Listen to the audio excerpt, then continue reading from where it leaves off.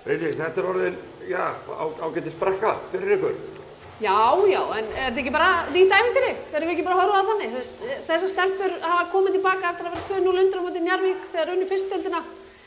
Ég sá ÍR gera þetta með karlaliðinu fyrir nokkrum mánuðum síðan.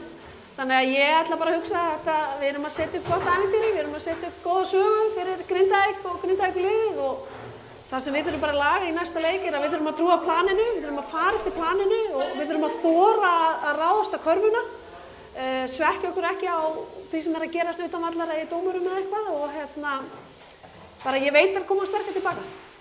En þetta hljómar vel, en það var ekki hægt að sjá þennan neista hjá þínu leikmönnum, ykkar leikmönnum. Þessi neisti kom seinustu 2 mínúturna. Já, 2 mínúturna, já. Sko, mér fannst fyrri hálfleikur góður.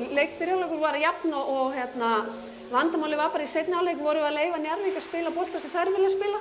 Þær voru að láta okkur stilla upp, við náðum ekki hraðahlaupum, við vorum ekki að sækja hratt og það er bolti sem hendur okkur bara ekki nógu vel og en ef ég trúi ekki á þessu, ef við þjálfarteimi trúum ekki á að við tökum næsta leik, þá verður þetta erfitt, en ég hef trú á þessu stelpum, Lalli hefur trú á þessu stelpum, við vitum að við erum betri en þetta og það er eins og segja, við skrifum bara ævintýri og við byrjum á næsta leik og ég treysti á að Grindvíkingar fjölmenni í Smáran til þess að styðja þessar stelpur áfram, þess að þær eiga það svo sannarlega skilið.